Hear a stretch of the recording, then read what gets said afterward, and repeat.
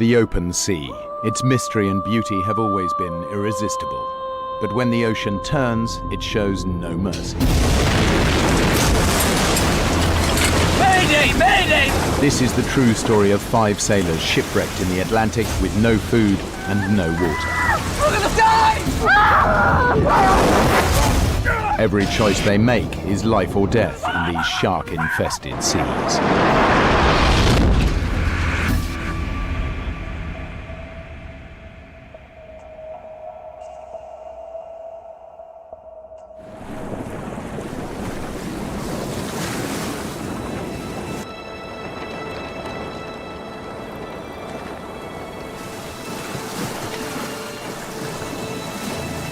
The brand new 58-foot luxury yacht Trashman surges through the Atlantic. Her owner made his millions in the rubbish business, and a hastily assembled crew who've never sailed together before are delivering the yacht to his home in Florida. The 6-day voyage begins in Bar Harbor, Maine. The crew will sail 1,300 miles down the eastern seaboard of the United States to Fort Lauderdale.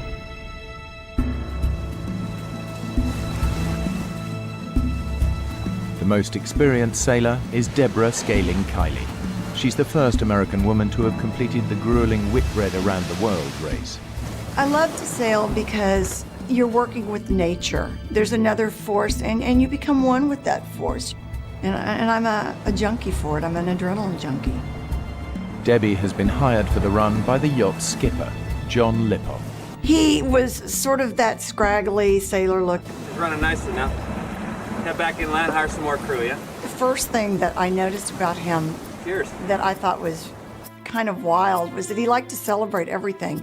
He wanted to have a beer the minute I met him. Problemo, Debs. Problemo. He showed me his resume, and it was quite impressive. He had actually been on a boat called Black Knight, which was the committee boat for the America's Cup. And you know, to be the skipper of that boat, you can't be all bad. You got to be a pretty good boatman. Is everything all right? John's brought along his girlfriend, Meg Mooney.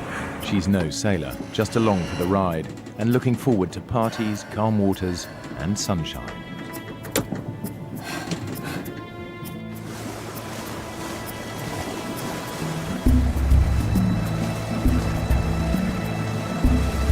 Weatherfax says clear sailing all the way. Brad Kavanagh's the youngest crew member. He signed up because Debbie's on board. All right, why don't you go to sleep now? I'll take the next watch with John. Ask him to come up. Brad's a decent sailor, although he's not yet in Debbie's league.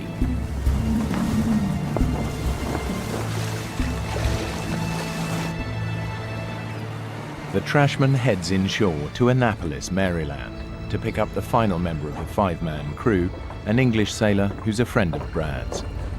Debbie, this is Mark Adams. Hi. Debbie here did the last Whitbread. Is that right? That's right. I better know what your job was. I didn't like his condescending, chauvinistic attitude. Every minute that his mouth was moving, he was saying stuff just to be outrageous and to get people going. That was his MO. When we left Annapolis, I was in heaven. I was on the big version of my parents' boat with these nice new people heading to Fort Lauderdale, and I couldn't have been happier. There's something about pushing off and being back on the ocean.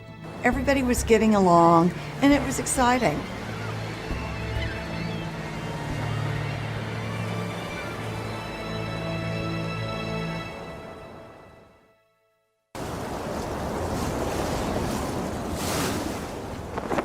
The first day is an easy sail. By nightfall, they're right on schedule. That night, the weather was beautiful. The boat was fun to steer. It really just didn't get much better than it was right then. But this calm doesn't last long. A storm is gathering, and it's moving quickly towards them. Debbie! Wake up! Debbie! That was 4 hours? It's blowing a gale out there. Meg's falling. She's hurt, and we're taking on water. John! She's hurt real bad. Can you come take a look at her?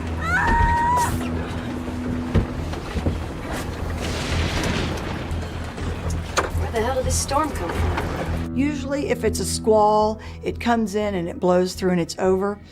But this was not a squall. This was something that was building momentum. I couldn't believe the conditions had deteriorated so much.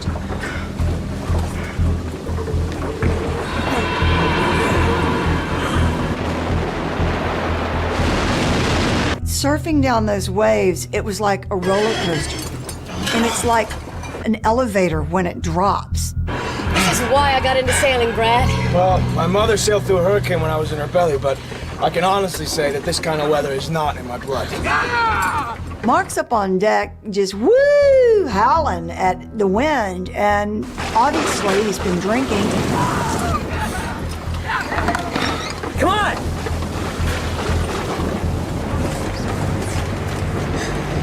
Gotta help her. She fell on her back. Well, I'll take a look.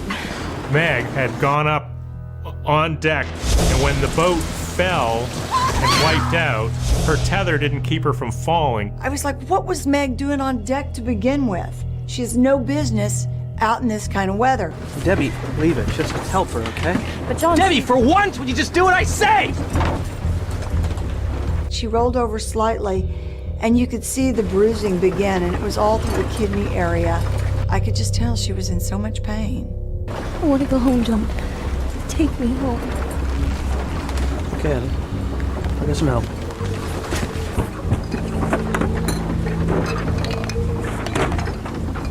John discovered that he didn't have any charts to take him into this part of the coast.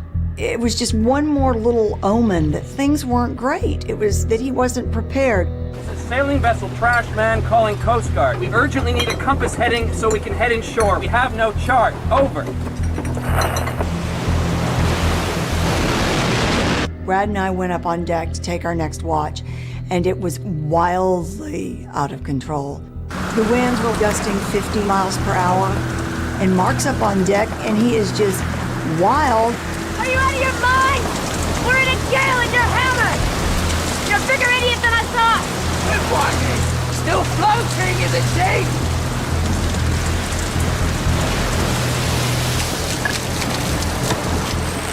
The Coast Guard advised us that we should go to Wilmington, North Carolina. But when we altered course and headed into the coast, those waves just started smashing into the boat and impacting us. And it was like one of those amusement park rides that, kind of jerks you up, but it wouldn't go over and jerks you up. The yacht's sails are ripped off in the storm, so John turns to the engine in a last-ditch attempt to power through the waves. The alarms all went off and the engine overheated. The engine was gone, and that was the end of our ability to charge the batteries. We were quickly going to be running out of power to speak to anybody from off the vessel. Now we had no engine, no sail, and we were just floating out there in the ocean. Not knowing what else to do, John makes a decision the others find hard to take. He radios for help. Yes, we're running on emergency power. We need assistance immediately. We're in trouble. Our engine is down. Our sails are damaged. We need immediate rescue. Over. Need rescuing. I'd never been on a boat that had requested assistance, and it was really odd for me because it was like giving up. But John's big issue there was getting Meg off the boat. He has no right calling the Coast Guard! He's a skipper, Mark. He called the shots. Don't forget that. He was angry. He believes that a sailor should be self-reliant and only that, only wusses would call the Coast Guard. Roger that. 2 ships, Exxon, Huntington, and Gypsum King. 4 hours away. Since the 2 merchant vessels are the closest ships to the trash man, the Coast Guard requests that they head towards the yacht to assist. Help is at last on its way. It gave us this false sense of security, and I think that's probably the kiss of death. They will rendezvous. Roger that. Over. Come in, please, Coast Guard. This is Trashman. Are you still there? Over. Anybody there? Anybody there? Over. Anybody? Anybody? Powerless, the yacht is battered by the enormous waves. But after 12 hours on watch and with help on its way, Debbie and Brad decide to get some rest. I crawled in. I was so exhausted. I can hear Mark whooping it up and howling at the wind. Woo! There was that brief moment. I thought, God, we ought to be on deck. And then I thought, you know what? It's not my problem now. I gotta get some sleep. But you really can't sleep in that situation. You can just try and rest, and having all that time on your hands, your mind can just take you all sorts of terrible, terrible places. I was lying there and feeling like the boat was going to break apart. Without sails or an engine, the yacht's almost impossible to steer. So Mark ties off the helm and heads down to sleep.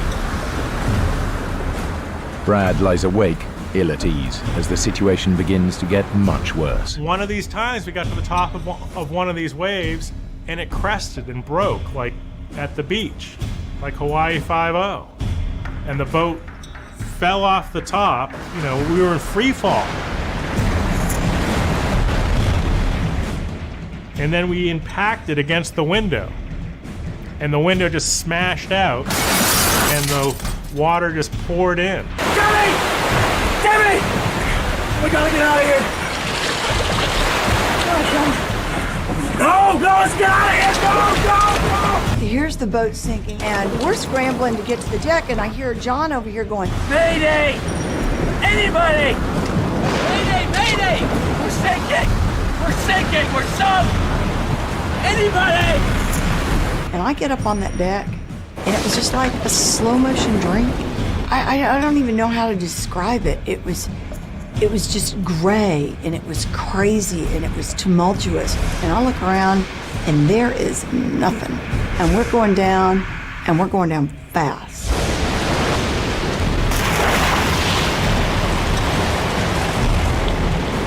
You don't think about dying. You don't think about drowning. You don't think about anything. You think about getting away from this boat that it's going under, and it's sinking in less than 2 minutes. It's just going down like a big rock. Mark frantically struggles to undo the pressurized canister holding the life raft and survival gear. Brad heads for the only other option, a tiny, inflatable dinghy.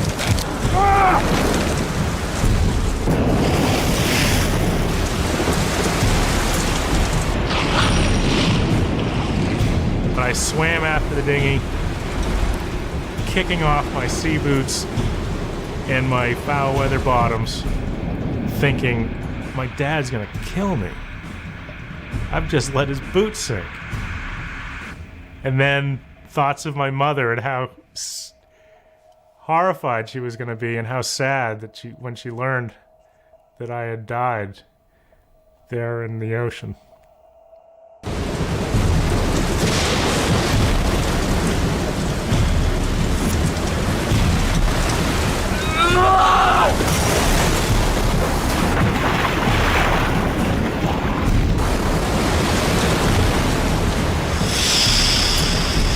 The canister inflates, and he's still holding on, and eventually he just lets go. The life raft is blown away, and we weren't going to find it in the middle of the night. You managed to get anything from the yacht? Nothing! We're dead! Inside that life raft was everything that we needed to live, to survive what we were going through. It had an emergency beaconing device, which a plane could have picked up on, had water makers to make fresh water from salt water. Food, fish hooks, mirrors, signaling devices. It had rations, flares, first aid equipment. Perhaps had a radio even with it. And in that rubber Zodiac dinghy, we had absolutely nothing. Absolutely nothing.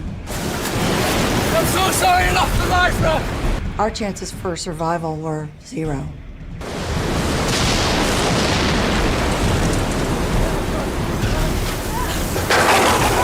Where's Meg? As the boat sank, Meg was within the rigging. Get away from me, yacht!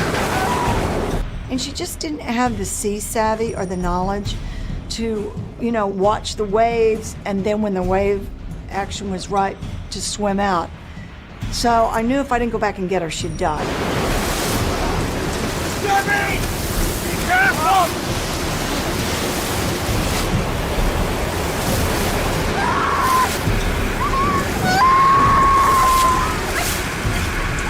Hey! You gotta keep your head, okay? Now!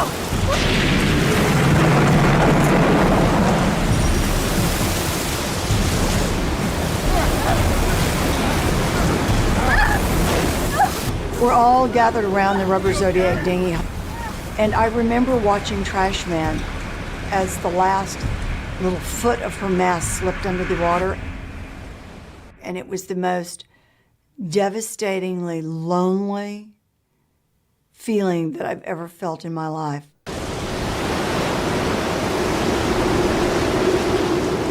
The trash man went down in less than a minute. You're all gonna die! By not contacting the Coast Guard. You know, we were now half an hour late for our radio call. They should have been on the way. The cavalry rushing in. All we needed to do was stay afloat, and they'd find us.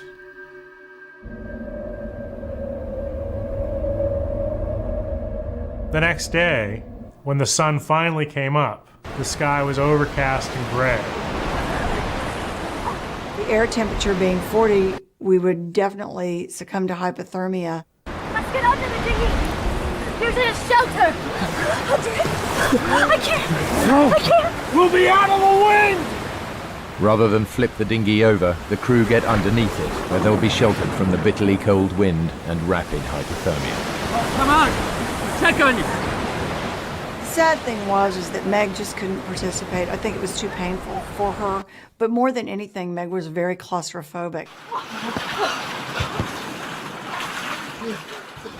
Soon, the water begins to have its own chilling effect.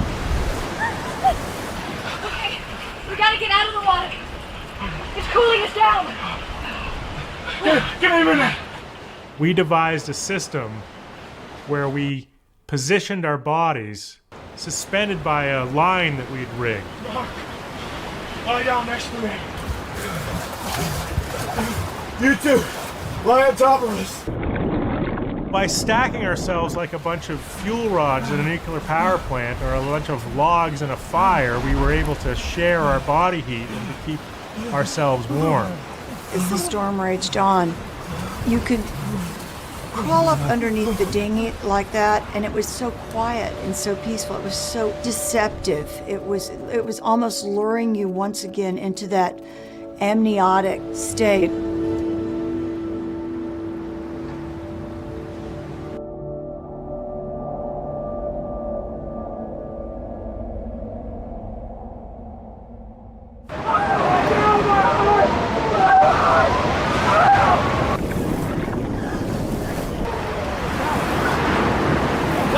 Help me! Help me! He's having a heart attack! Wait! Call 911! When John started talking about his heart pains, I knew immediately he was probably just hyperventilating because the air would get very thick under the Zodiac dinghy. Please, get him into the dinghy! The wind was like 40 degrees and it was blowing like 90 knots. And we decided we would flip the Zodiac dinghy over and we lift Meg in.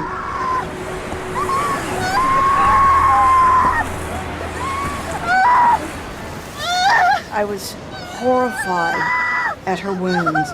The wire in the rigging had cut almost all the way to the bone, and she had huge gaping wounds on her legs. It was heartbreaking. Just those wounds alone were a death sentence. It's too bloody cold out here. Let's turn it back over. We're gonna freeze to death. Look, man. You want to go back in the water and help yourself? There's a whole ocean out there!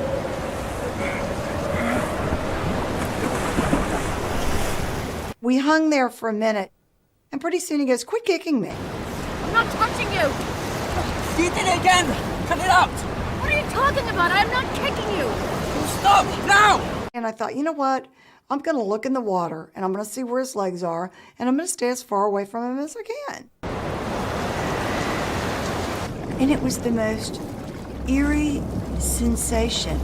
And I noticed these like torpedo-shaped bodies. And I thought, fish. And then all of a sudden one came really close and I realized it was like hundreds of sharks. They were everywhere.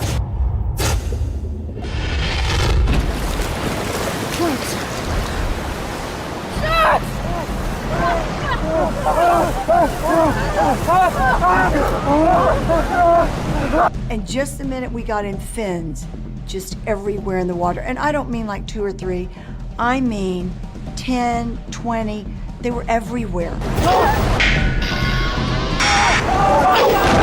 Every shark in the ocean! I've never seen so many sharks in my life, not in my entire trip around the world. It was the most frightening feeling I've ever felt.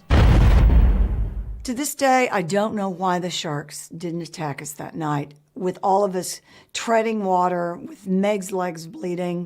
Mark, I'm warning you! Do not hit a single shark with that! Are you out of your mind? What do you think's what? You're gonna calm them down? Give me that! Our biggest threat was not just the coal, but a wave breaking underneath us and flipping the Zodiac over and dumping us back into the shark-infested water. So what we had to do is devise a system to try to slow the little rubber Zodiac down. Hey, Debbie, do you think maybe we can make a sea anchor out of this thing? Stabilize this tub?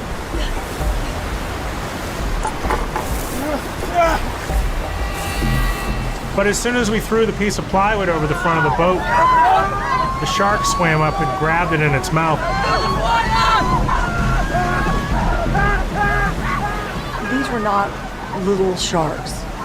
And this one was big enough to pull a 13-foot rubber Zodiac dinghy with 5 people in it, which is at least, 700 pounds, wildly through the water.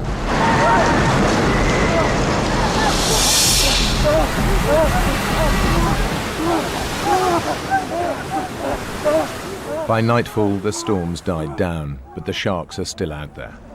The crew's hungry and thirsty, and the night air begins to freeze their wet bodies. It's night 2, and with night comes just that threat of not being able to make it through the night again. A light! A light! A light! Oh God, it's close. Paddle! At first, when you see the light, you just are so excited you can't stand yourself. They're coming to rescue you.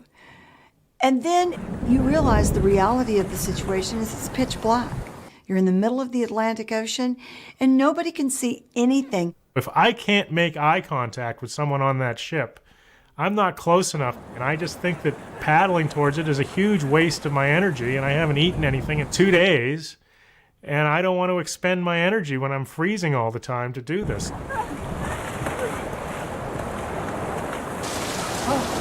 The craving for water is like nothing I've ever felt. It's as if every cell in your body needs it and it's crying out for it. You haven't had water in 24 hours, almost 48 hours. But all I got was the wind blowing through my mouth and actually drying my mouth and my tongue more than the moisture coming in from the rain. Damn! It was as if God was spitting on us, laughing at our situation. All of a sudden, we remembered about the ship and we looked out and the ship was gone. Maybe that was a chance for survival. It's the ultimate despair. And at that point, I just couldn't take it. I felt that I was being teased by the environment, and by the powers that be. Oh, I stood up and I gave God the finger, started, saying, what are you doing to us? You're gonna make it rain, let it rain so we can get some water. The last thing you wanted to do is curse God, because that was about the only chance we had for survival. I don't want to die. The ship has gone, but some unwanted guests refuse to leave. There was always a fin somewhere. They were always bumping into the raft and pushing us around. Then they'd go away for a while, and just about the time you think that they'd gone away, they came back again. The situation was going from bad to worse to nightmarish. Day 3, and the crew of the Trashman are still adrift in the Atlantic, suffering from dehydration, infection, and the fear that they'll never be found. Well, we were starting to get very frustrated with the Coast Guard because without food and water, we were really starting to suffer.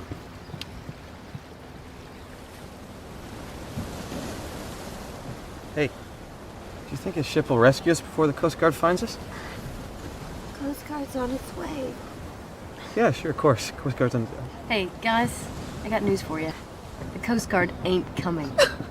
They never were. They forgot about us. We're on our own. Thanks a lot, Debbie. It was as if I had dropped the final curtain on the show. They just all kind of sat back and looked at me like I'd lost my mind. Hey, Brad, where do you think we are? Well, from roughly where we went down, we're anywhere between 35 and 135 miles off the coast. What? Is that far? We could still be blown to shore, right? Guys? My God. The crew have no idea where they are, but the dinghy's now 140 miles from shore and heading out into the Atlantic. The dynamics of the group begin to change, and partnerships form as the survival instinct starts to take hold.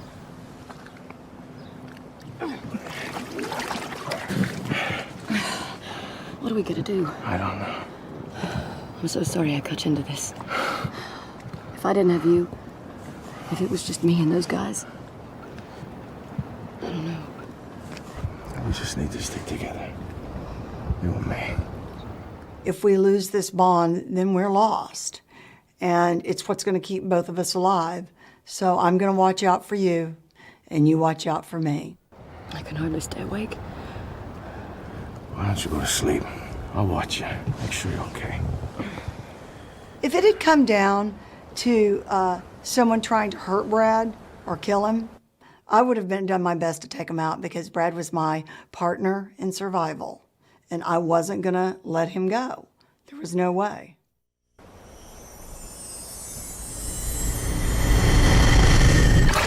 The bottom of the boat was fetid. It had a mixture of urine and blood and pus.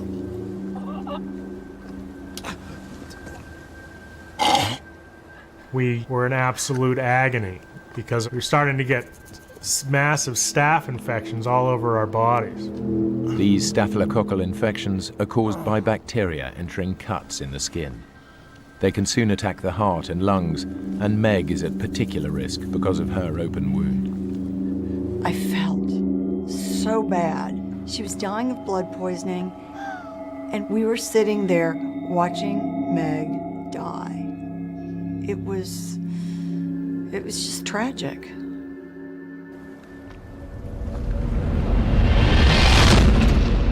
Night 3, with all the infection coming on, and the starvation setting in, we all were getting very delirious.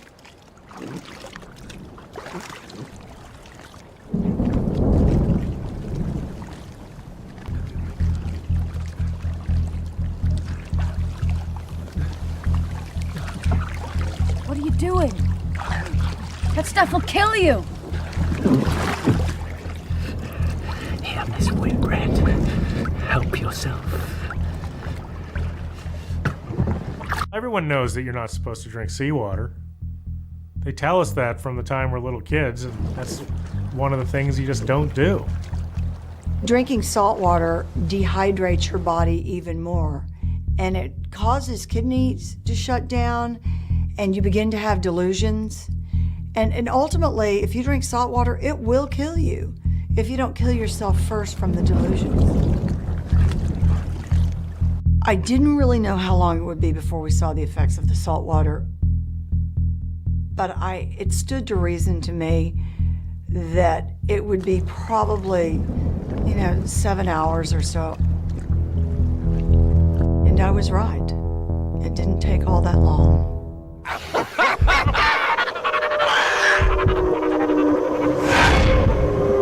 It's too hot.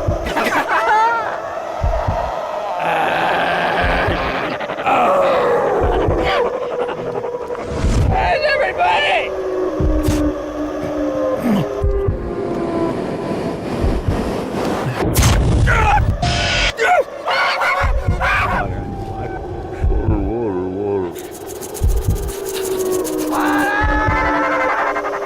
Come here. Come to Johnny.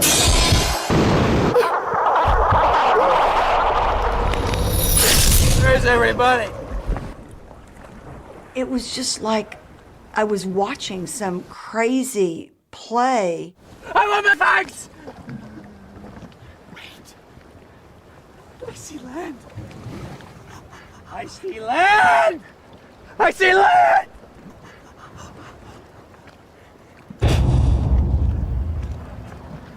It's right there, man. You see it? It's right there in front of us. We're just off Falmouth, Meg. We'll go to the hospital where my mom works. She'll take care of us. We're in the middle of the Atlantic Ocean. We're nowhere near Falmouth. That's total crap, man! It's over there. This went on all day long. Oh, I want my cigarettes. I need one now. The monotony of it was starting to drive me crazy. I'm just gonna get my car. We're in the middle of nowhere. You guys bring the boat in, and I'll go get the car. There is no car, John.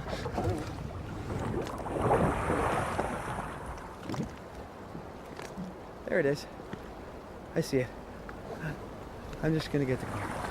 And then all of a sudden, he jumps off the side of the boat. John. And we're like, where the are you going? There is no land, there is no Falmouth, and there are a lot of sharks out there. You need to come back. Get back in the boat, John. John, go back in the boat. Get back in the boat, John. He's coming back. Brad, do something. I can't. I don't have the energy, Debbie. Look how far away he is.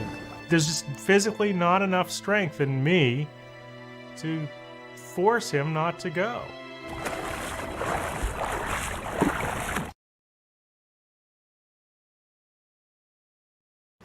I can't see him. All of a sudden, we just hear this shrill scream. I mean, blood curdling. And it was over. And then silence. And it was like there was no crying. There was no nothing. Meg just said, He's gone. there wasn't any doubt what had happened to him. The sharks got him. The sharks never left.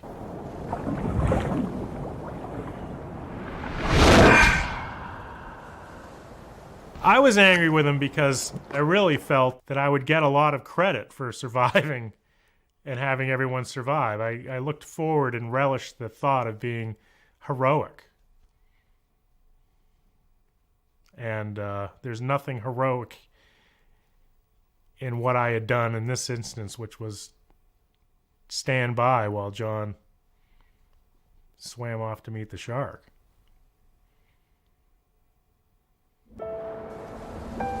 The 4 remaining survivors of the trash man cling to life as they drift helplessly in the Atlantic. The sharks have just claimed their first victim, John, the captain. After John went over, we all just sort of sat back for a while. I think everyone was so shocked. And Meg was crying, but she wasn't sobbing. She was so sad. And she was so sick.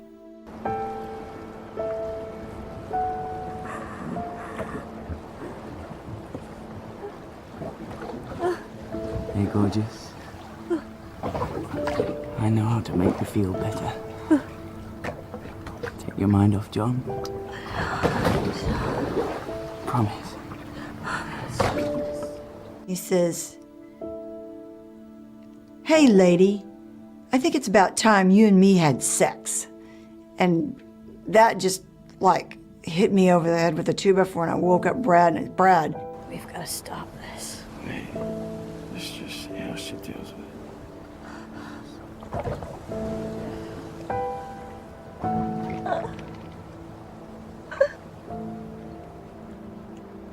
Right. I'm tired of playing games. I'm just going back to the 7-Eleven to get some more beer and cigarettes. Mark, you're not going to the 7-Eleven for anything. You know we're in this dinghy, don't you? I'm just going over for a minute. Just to stretch my legs. And get rid of the cramps. Just for a moment. Brad and I get up and go, man, the sharks just ate John. No. I'm just stretching my legs. I'm getting right back in. And just about that time, we feel this. Bam! And then we feel a bam again. And all of a sudden we realize there's like this frenzied attack, and the sharks are eating Mark underneath the Zodiac. Oh, sharks. It was, without a doubt, the most horrifying moment of my entire life.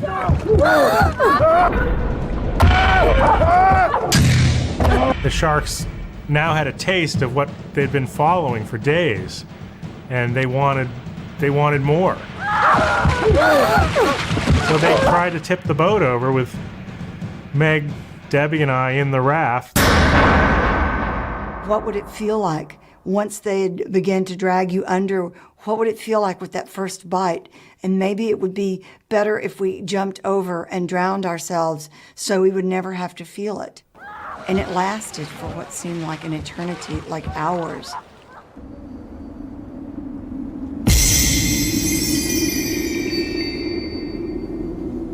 That night, I remember waking up and looking up, and there were stars everywhere. It was like a starry night. And then I began to hear Meg moan in the dinghy.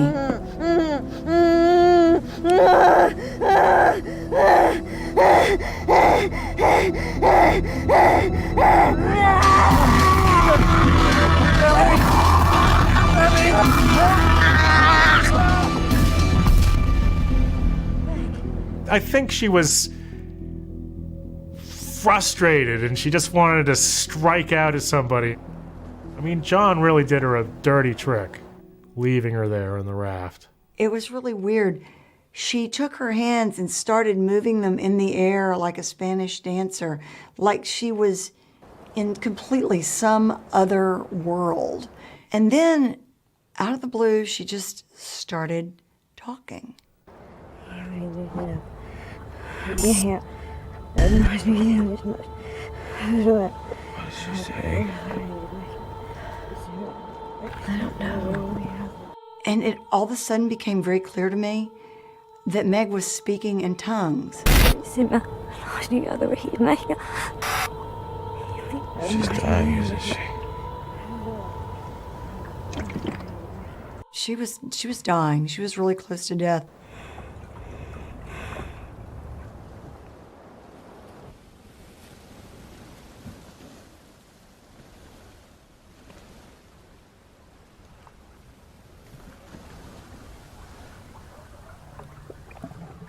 Meg? When we woke up, Meg was dead in the bottom of the dinghy.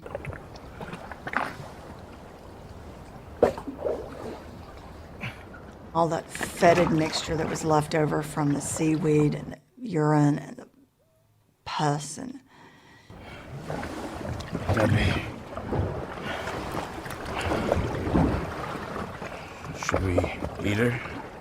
We were starving, and you've heard of cannibalism at sea, and are we gonna, nourish ourselves by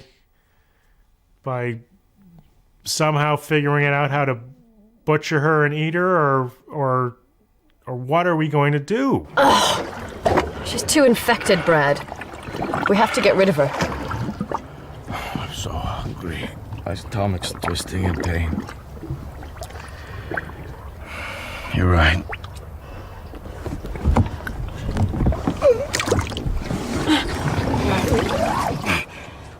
And so we decided that we would take off her shirt and all of her jewelry so that we could give those to her family.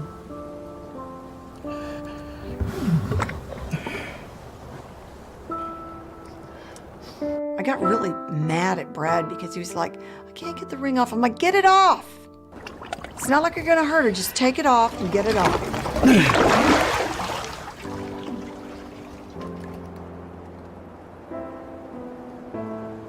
It was such a sad moment because we laid her body, naked body, on the side of the raft, and then we decided that we couldn't just push her over, that we had to give some kind of a funeral.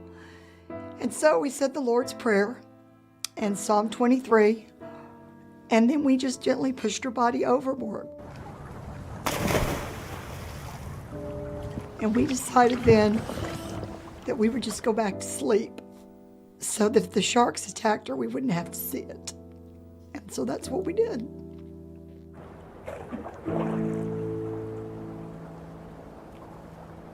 People can argue that it was a physical thing that killed Meg, but I think it was John abandoning her and making her despair that killed Meg.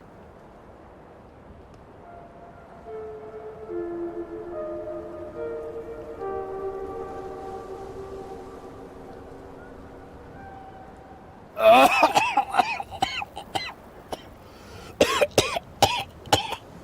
you okay? I don't know. I've been retching ever since I woke up. The water in the bottom. Meg's died in it. It's making you ill. The sun's only making it worse. We gotta wash the dinghy out. We can't. We don't have the energy. Yes, you do. We're turning this thing over right now. What about the sharks? I haven't seen sharks for hours. Come on, Brad. Don't give up on me. And it really scared me because I did not want to have to live in that life raft, in that little rubber Zodiac dinghy, alone. I gave it a few good pops and I almost got the boat over, and then I lost my grip on the line and I fell over the side of the boat.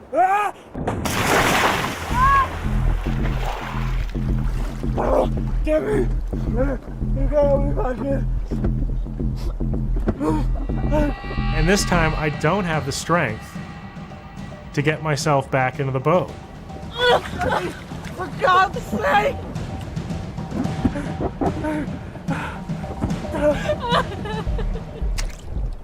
I sobbed. I felt like I had just doomed Brad to death. If the sharks showed up, we were screwed. And I just went on and I just burst into tears and I fell back against the seat and I couldn't do it. I could give a crap about what Debbie's thinking this time. She's just sitting there being completely useless, and I'm still alive, and she won't help me climb in the raft. For God's sake! She's finding it impossible to help me to climb into the raft, and I don't know what's on her mind, but she's not thinking straight. It was life and death, and I pulled myself into the boat while she sat 3 feet away from me just crying.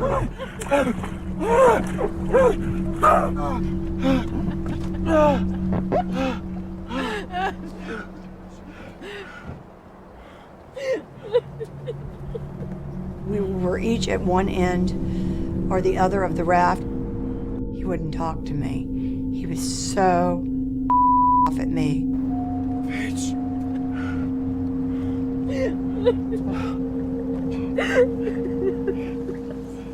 I'm so sorry, Brad. I just want to relax because of all this death that's been happening for the past 12, 15 hours. And as soon as I take a break, I look at the horizon and there's a ship coming straight at us. Debbie. I'm gonna make it up to you. Let's catch fish. We're going to survive. Debbie, there's your ship. I had heard it was a ship so many times. I just didn't. Big deal. It's a ship. They're not going to see us. Turn around. Look how close it is. And I turned around, and it was amazing. And the ship came by, and it went by, and a guy walked out on the wing bridge and looked down at us, and I looked at him, and he looked at me, and I waved at him, and he waved at me, and next thing I knew, there wasn't just one person that came out, but there were like 5, 6 people. They were all coming out. They threw all their life-saving equipment out at us, and Debbie jumps off the boat, and I'm like, God damn it. You know, don't leave your friend Brad here all alone. What? No goodbyes? Nothing?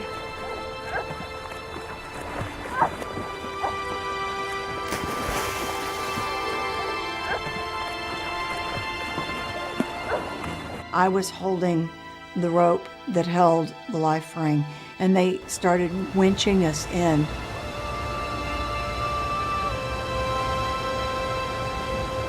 And then a big sailor picked us both up. And when they finally hand me off to the last guy, he just gently lays me on the deck. And I realized that they were Russian. And I didn't care. It was, I didn't care where I was going. I didn't care who these people were. I was lying there, and Brad was there, and we were alive.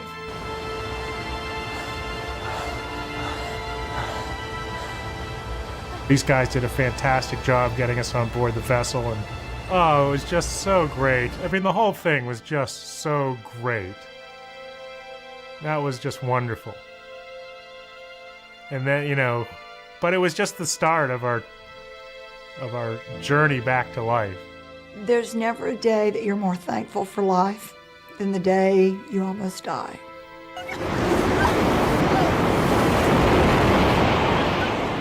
I'm here today, and I don't feel guilty about it, and I have no regrets. And every day I wake up, and it's a new day, and I'm happy. And I always try to find something good in the bad things that happen to me.